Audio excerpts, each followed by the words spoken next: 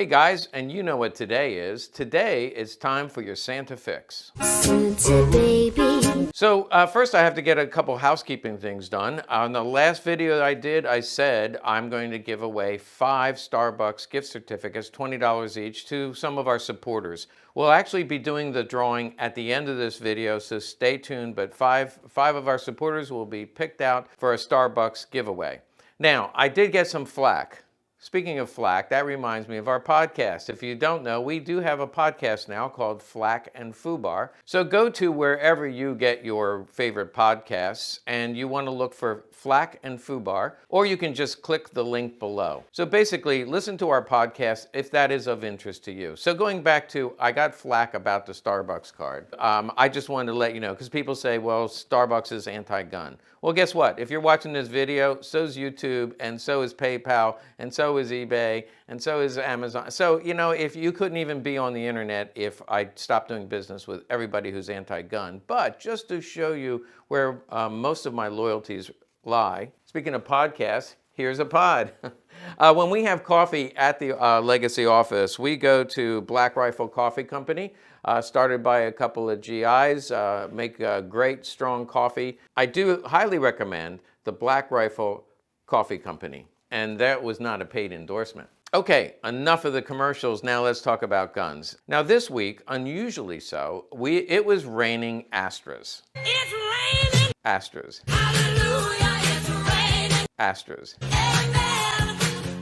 Yes, that's right. I've never done a video about the Astra. Now, the Astra was Spanish, so Spanish gun. Now, let's do a little bit of history. I'm not really expert on Spanish history. I know that the Spaniards had been through their own civil war, generally communists against the fascists, and the fascist General Franco won the Civil War, but at a very, very high cost of human suffering and death. And so when World War II started, and by the way, the Germans did help the fascists win the Civil War. They actually sent over Luftwaffe pilots and mercenary troops. And so when World War II broke out, Hitler really wanted Franco to support Germany, and they did with material support and moral support. And they actually had, again, volunteer troops who fought in German units. So that went both sides. But they officially tried to stay neutral during the war. There are records of American pilots escaping across the Spanish border, and they did get help getting out. But they did try to stay neutral during the war. However, they also made materials for the German army, and that included some of their pistols. One of them I don't have here, but we've sold in the past. Here you see a Star B with a Nazi proof. They ordered some of those. That's actually looks a lot like the 1911 Colt, similar design. But they also made these, which is the Astra. This happens to be an Astra 300. So these will be going up on the site, and so we'll just make these. Just the first guns I want to go over are the Astras. It does have an Astra logo on it. I think you can see that pretty well, and some of the Astra proof marks. So most importantly is that Waffen stamp. Now, you could take any Astra and put that Waffen stamp on it, although I've not seen a really, really good Waffen stamp that's fake for these, but I'm sure they do exist. So it helps to have the serial numbers. So in regards to the serial numbers, I've been hesitating to mention this book just because they're really hard to find. I think we have one on the website right now, won't last long. But this is, people often ask me, what is the best book to buy if I want to collect German pistols? This is Axis pistols. So it includes all the German pistols, but also the foreign-made pistols that went to the German army during World War II. By far and away, this is the best book. However, the reason I hesitate to mention it is it's near impossible to find. I do get them from time to time. If you have a copy you don't want anymore, please let us know. We will buy it and resell it on our website because people are looking for this. As I said, I think I have one right now, but that's it. If you go to Amazon, you will probably find these available, but they can easily be $500 to $700, which is ridiculous amount of money. But it is a great book. And I'm going to do you a favor on this one. On page 114, I did make a copy of the Cyril Ranges for the Astras that were issued to the German Army. Now, if you email us, just send us an email at info@legacy-collectibles.com. Again, info@legacycollectibles.com. Email us and we will scan over a copy of the serial numbers. Now, we have said before that, if you try to look up German pistols, you can't find any data about when the gun was made. So we've been able to collect data and make estimates on Walthers and Lugers, of course, are often dated, so that helps, but people want to know the month. We can't really do that. Because all the records were destroyed. However, in Spain, of course, they were not at war during World War II, and again, officially neutral, but did support the German army. They actually have the date, the actual dates. So we can send you this. We'll scan it over. All you have to do is request Axis pistols, tough to find, but unless we can get it reprinted, you might just have to continue sending us some of your questions. So let's go back to the Asta 300. The serial range here is 550, so 550,000.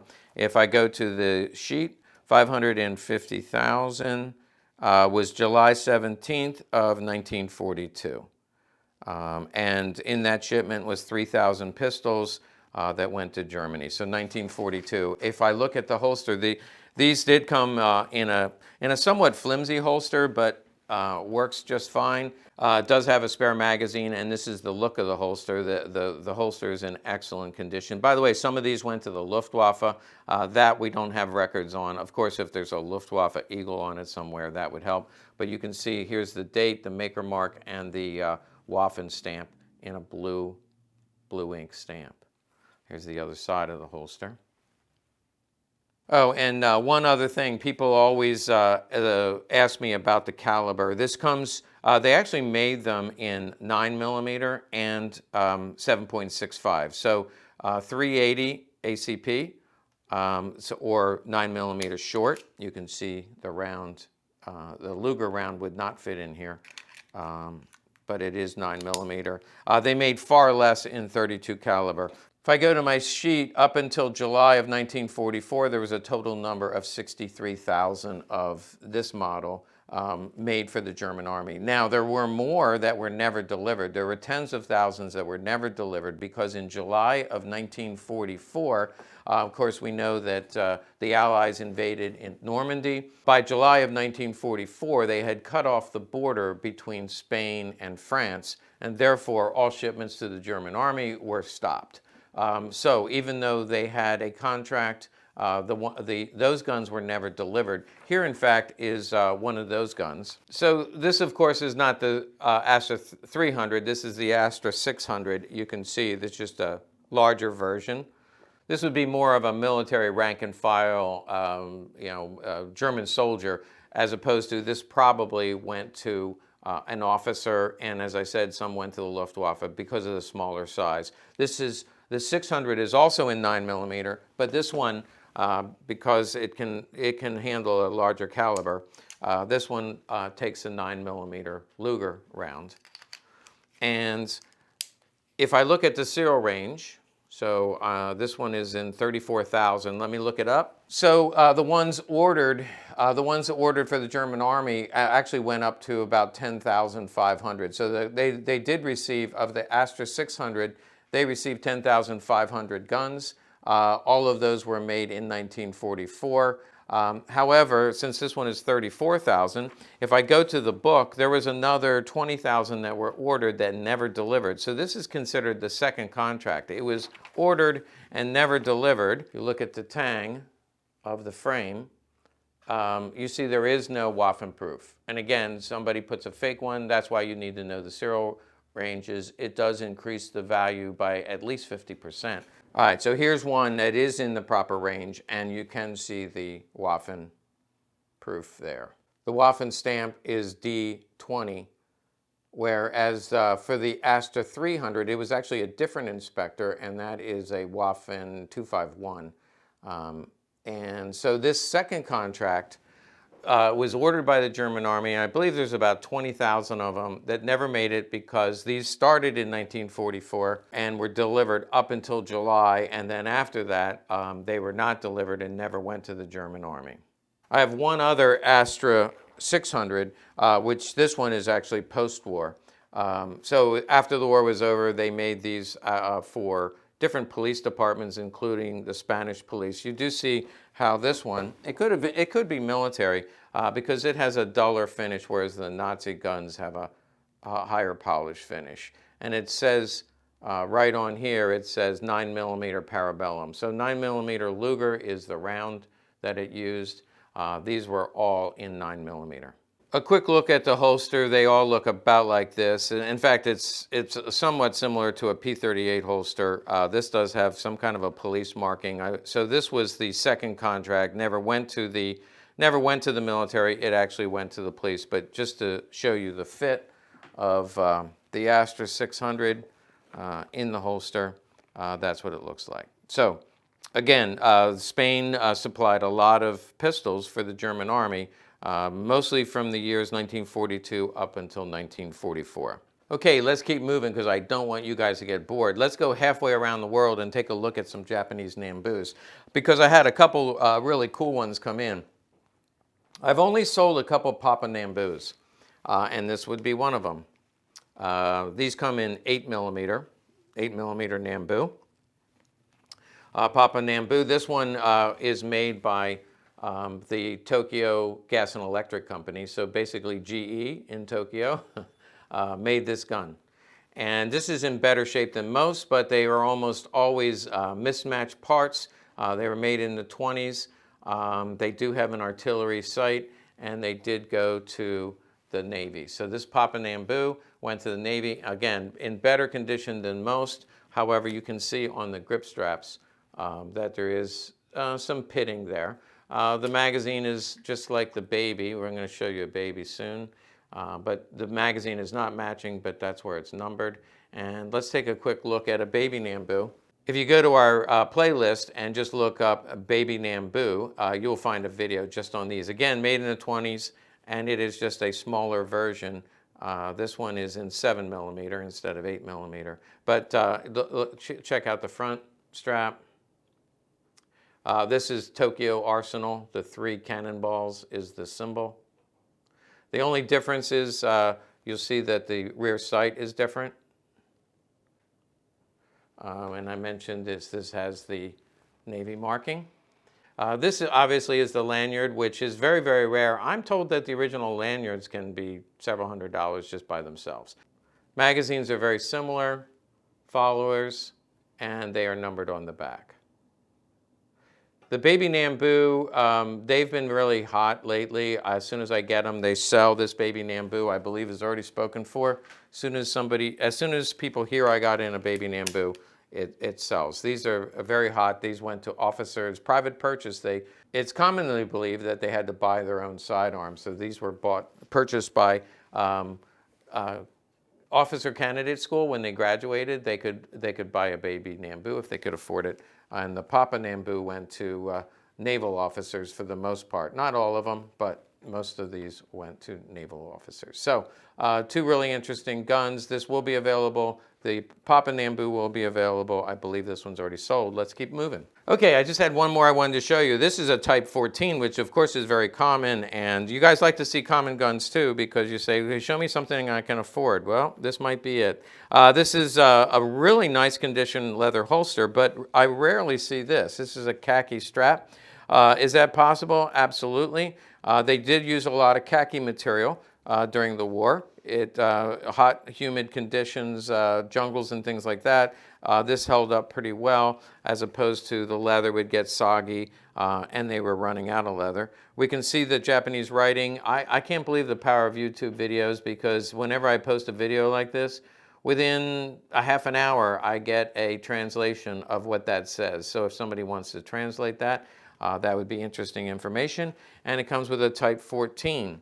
The Type 14 Nambu was probably the most, it actually was the most common gun used by the Japanese Army. And This one has the larger trigger guard, so it's a later war. These numbers up here are the serial number, and the numbers below would be the date, a year of the emperor, so you add 25, so that comes to 1943, and that is May of 1943. This one is really nice condition, all matching, including the magazine. Earlier magazines, remember the ones I just showed you? Early magazines were nickeled. This has a blue tube, much like the Lugers, by the way. The German Lugers started out nickeled, and then they went to the blue tube. Not YouTube, but blue tube. So one other surprise, the guy that brought this in said, hey, look inside the little pouch. By the way, there's a spot here for the cleaning rod. You can see, again, the cleaning rod started out nickeled, and then it's just a blue rod. And I look inside, and lo and behold, look in there. Pretty cool, huh? He said, I never took this out, but obviously I pulled out one round to make sure. These are 8mm original Japanese Nambu ammunition, and there's a box that's completely disintegrated. And then a little surprise, because I just pulled this out, and I remember I said they used khaki. This must be dental floss or something, I don't know. But there you go. It's probably just stuffed in there so it doesn't, I don't know what it's for. But that's in there. So we'll leave it alone, and this will be available on our website if you're interested. These are fairly inexpensive compared to other collectible guns, and these are very collectible. Okay, before we move along, I have a potpourri of other guns I wanted to show you, but let me say one other thing about the Japanese Nambu. Probably 30%, I've mentioned this before, I should show you a firing pin. You can see the firing pin, it has a very small tip on it, and that tip can break off. So about 30% of them, I will, when I inspect them, unfortunately they'll be numbered to the gun, but broken tip. And that's why they actually had a place, no other gun that I know of in the my collector market had a spot for a spare firing pin. So they knew they had a problem with the firing pins breaking, and so they would always give you a spare. If you're a person who shoots your Nambu, I would highly recommend you buy a replica firing pin and only use the replica, especially if your original is numbered to the gun. Don't use it. The tips will easily break off. Okay, now don't get bored and run away, because I'm going to show you some non-guns. I still have all these guns back here that I want to talk to you about. Some cool items, some very cool items. But before I do, I mentioned that we have non-US viewers. So I try to bring you some non-gun items, just so our European viewers can at least have something to ponder in terms of purchasing. Let's talk about this first and foremost. Look at the condition of this holster. Now, I have to tell you, well, right away, because there's no line here. I know it's World War I era, and in fact, it is dated 1913. Let me show you a quick difference. There's what I'm talking about. This is a World War II. There was just a design change, a little bit of reinforcement. Now this one is probably, it's 38. I was going to say 41, 42. Usually black, we're in 41 and 42. This is 1938 holster, which also will be available. But this one is special. Let's take a look at the markings. And in case you can't read that very well, this is actually what is written there. And the initials, what I'm told from research, and actually somebody else did the research, this went to the state penitentiary in Nuremberg. And the fact that it's well over 100 years old, just look at that condition. Now, I usually don't give out pricing, but somebody's going to say, how much is something like that? Well, as a comparison, just because of the condition, this will be just under $1,000. So almost $1,000, as opposed to a World War II, just a standard World War II holster. Probably these sell for about $350, maybe $400. So the fact that it's as old as it is, 100 years old, and it's in this condition, and the provenance that it went to a guard in a prison, just makes it a very rare find. Now, the last time I did a Santa video, I had a silver case similar to this one, and you guys gave me great feedback about the unit marking and the translation. This one is a little perplexing. It has people's signatures. I don't think they're all German. This seems to be written in French, and it goes to Czechoslovakia, Prague, and it looks like March of 1939. They all signed it, but from what I can tell, these were the military attachés, must have had a meeting or they were stationed in Prague. So military attachés from around Europe. And when you open it up, there's, I guess it would be for schnapps in the evening, shot glasses or schnapps glasses. And so this one is dated 1935. It's signed by, I guess, the person that used it. It would seem that before the war started, even though there was a lot of tension between European countries, they actually got together for military training and conferences. And this is just the person's most likely first name. And this one actually gives us a clue, 1935. So loosely translated, I think this is air war school. So like dogfighting and tactics for air war. Again, military attachés from around Europe.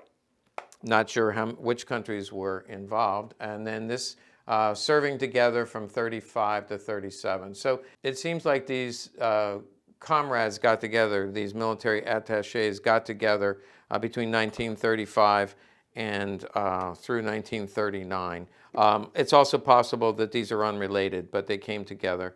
And from the names, like this one, it looks like McDonald. These are not all German names. So a lot of this is conjecture. Somebody can look it up and learn a little bit about it. This will sell on the site fairly cheap. I'm thinking just a few $100s for a silver case with a lot of history. So no particular order, but all cool guns. So let me just, let's grab the Lugers first. One of the coolest of the cool is an S-code Krieghoff. You see the Krieghoff logo. I did a whole video. Again, if you go to my playlist and look under Krieghoff, I did a whole video, and the S-code is 1936. You can see these all went to the Luftwaffe. So you can see the Luftwaffe proofs here. The serial number, which is about right for early 1936. And then the magazine, you can see, is not matching, but close to matching. And then also above the serial, you do see the Luftwaffe proof once again. A couple of interesting things about the S-code, early S-code. These are the fine checkered, also called Ritz grips. So it's like a blood red Ritz grip. It's fine checkering. And this will be available on the site, and 9mm Luger, of course. Just phenomenal condition. This is probably 98%. You can see how nice the grip straps are. Phenomenal Krieghoff that I'm really glad to be able to make available to somebody out there. I do get a lot of emails, people looking for Krieghoffs. And then two others that I'll just do really quickly because they're rare. These came in together. Here I have two Lugers. The K date is 1934. That's a factory code for 1934. And the G date is 1935. In 1936, they just went ahead and put the date on it. But they tried to obscure where these were being made and how many were being made each year. So here the factory code is S42, which is the Mauser factory. And the K dates, that was the first military contract with Mauser. They only made about 10,000, a little over 10,000. And this one is actually number 10,600 because, here, maybe you'll learn something. You see 622 and you think, wow, that's the 622th. It's not.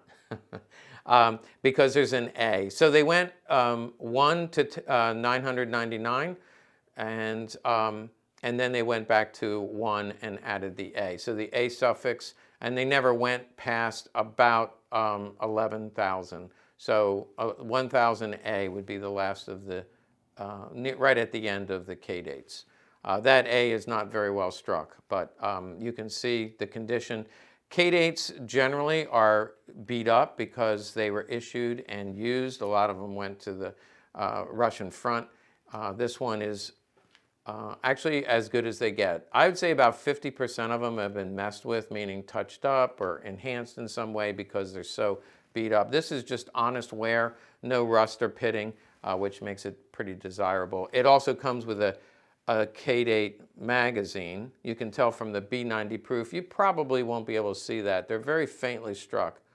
But it has a B90 proof, which is the same proof that you'll find on the side of the gun, either B90 or 92, because when we go to the G date a year later, you can see the similar proofs. This one is in better condition if you look at the finish. And they made way more, like 3 or 4 times as many G dates because production by now had ramped up. And what's cool about this one is it does have, and remember the nickel magazine I talked about? Nickel magazine. This one has a matching serial number magazine. Now, I can't tell you the last time I had a matching G date with a matching mag. They just generally don't exist. So this is a very cool find, and somebody's going to want to buy this. So again, if you contact us, the K date or the G date will be available on the website very soon. All right, we're not done with the coolness yet, because talk about cool. This is a Viz. The people in Poland taught me a valuable lesson. We call it, many collectors call it the Polish Radom. This is actually known as the Viz in most European countries, particularly Poland, the Viz. And what makes this one so special, 9mm Luger is the caliber, but you see it's an actual Polish eagle, made in 1938. Now, I do get comments, why do you only show us guns that are actually pristine and I can't afford them? Well, you may not be able to afford this one either, but this one is not pristine. This is more run-of-the-mill, where you can kind of see that it's got some wear, but still, it will find a home in one of our viewers' collections. And there's also, it's the correct magazine, which has a G2 proof, which was the inspector proof. Bottom of the magazine has a G2 proof in an oval. And you'll see that similar proof right here. I don't know that it's G2. Sometimes they're D2, but they did have different inspector marks. This is slotted for a stock, although you almost never see the stocks available. Aha! You think, oh, nothing special, P38. This is what's special about this gun. It is a BYF, so that's a Mauser code. Remember, we talked about the factory codes. BYF was a Mauser code as well, especially on the P38, and this is 42. It's actually one of the earlier guns, and you'll see a Waffen stamp here, which they generally didn't do on small parts, except for the very earliest ones. So, first year of production. Now, if we go back and review some of our videos again, you'll know that the last Luger was BYF 42, and then they reassembled and retooled everything and start putting out BYF 42 P38s. So more than halfway through the year, they started production. This actually has a dust blue finish. It's not the higher polished blue that we see on the Walders, but it is a dust blue, which is this similar blue that you'll see on a G date. It's a bit duller, but again, this is 1935 and this is 1942, but it is called a dust blue, and it's quite unique to the 1942 BYF Mauser P38. One more German pistol, and again, just to show you quickly, you've seen these before. This is the Walther Model 9. You can see, well, the size of my hand, and the Walther Model 9. This one is in particularly beautiful condition. It's a later one because it actually has the grip screw. Usually they just have 2 little holes, and there's like a little tuning fork that you stick in there and turn it. But then that was tremendously inconvenient, especially if you didn't have the tool. So that the later models has a high polish finish, and you can unscrew the grip. Now, the magazine, the original ones will be Walther marked, and of course, you just pull this back and it pops out. Makes it fairly easy. There's also a little lip there for your fingernail. So if you're a modern girl with the 3-inch fingernails, it won't work. But if you're like me, it's just the right size. Now, taking this down, I'm not going to do all of the work to take this down, but on the back of this, all you do is push up, and that piece pops out, and that's part of the takedown process, which I'm not going to do right now. And then it pops back in, but once you pull that out, the firing pin comes out and the slide will come off. So it's a simple little gun. I've never shot one. I just would think it would be kind of fun, but it comes in .25 caliber. What's also adorable is the holster. And I wanted to show you inside. You know that this was together for a long time. First of all, you see the guy's name. There's also something else written down here, but I don't know if that's a U.S. citizen that bought this or a German citizen. Maybe it was a war bring back. But if you look inside the holster, the indentation of the Walther grip is inside the holster. So you know these were together for a very long time, and a very cool assembly. Now let's go to the United States and take a look at some guns from the U.S. market. I did some holsters already, and this is the Audley holster, which I've actually seen Lugers. This is a patent date of 1914, so they're very early. I've seen these with Colts and with Lugers. It has a spring-loaded trigger lever here. I'm going to show you how it works. This, by the way, would not go with this gun. This is a military 1903 Colt. I'm going to talk about that a little bit. This is a military Colt, would not go with the Audley, but a commercial 1903 or a 1908. You just push that in there until it clicks. Let's see if we can get the right angle. We push down in there until it clicks, and that holds the gun in place. It's not coming out.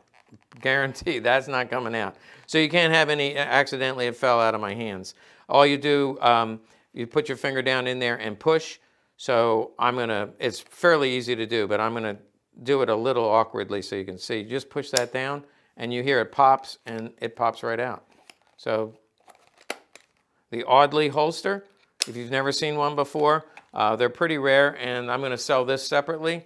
And this is the 1903 Colt. You can see the Parkerized finished Colt logo.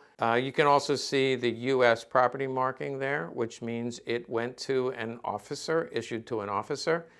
These were considered officers' pistols. They were generally made in 1944, but were not delivered because the war was over by the time these were ready to go. So only a few were issued in 1942. I'll get you a good look at the condition of this gun. It's actually in mint condition. And this one we have a little bit of history on. Original box is numbered to the gun. It does come with a Parkerized cleaning rod. And for some reason, this paper, I see this almost like a brown wax paper, and also a pamphlet. This one, as it shows you here, it comes in .32 caliber and .380, but that's a pamphlet that comes with it. Now, this gun in particular was issued to an officer. I mentioned that these were made December of '44, and so they were considered officers' pistols. A few were issued, but the vast majority of them were made and then just put in storage. Some went out during the Korean War, some went out during the war in Vietnam. This one was actually sent to a Major General, George Munson. And the way you get that information, if you get a serial number, you can go to Springfield Research for a fee. They will see if they can find your person. Here, it's also published in a book. So I do have two different dates, 1956 and 1965. He retired in about 1966 from the military. Now, he was a military engineer. He actually went to engineering school in Texas, and when the war broke out, he went into the combat engineers, and he was responsible for bridges and roads. Also in civilian life, he worked in Texas on bridges and roads. So he was an engineer, but he was very successful at everything that he did, went up the ranks, and culminating as a Major General. And sometime toward the end of his career, or maybe as part of his retirement, he was given this gun, maybe as a thank you for his service. It's in the original box. This thing looks like it was almost never used. This is in absolutely pristine condition. And since the Major General Major General Munson passed away.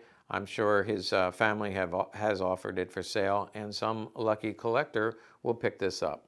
Very desirable piece, by the way.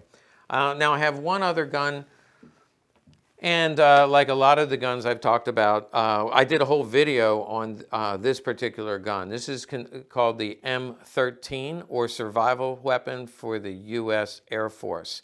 Here's a little clip from the video we did on this particular pistol. After World War II, they wanted to have a weapon, a survival weapon, in the cockpit. Also, they were starting to use ejector seats. They, of course, wanted the pilot to have some type of protection when they got to the ground, sometimes in enemy territory.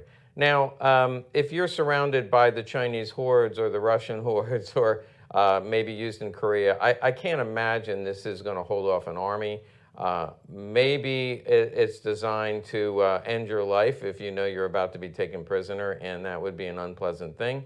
I'm not sure. Certainly the manual doesn't say how it's to be used, but it is considered a survival weapon. So one of the ways it's easiest to see that this is the property of the U.S. Air Force is that you look at the back strap. Both the Smith & Wesson and the Colt will have that on the back strap.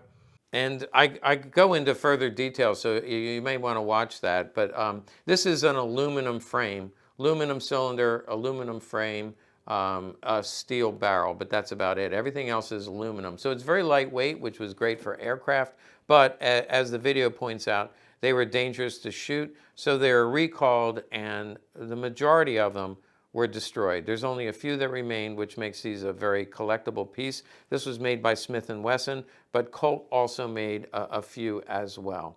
This will be available on our site, and it is a very rare find. Hey, that's just an assortment of guns that came in this week. There's a lot more actually laying around, but I need to save some for next week. We're putting new guns on the site every single day, so check us out, legacy-collectibles.com.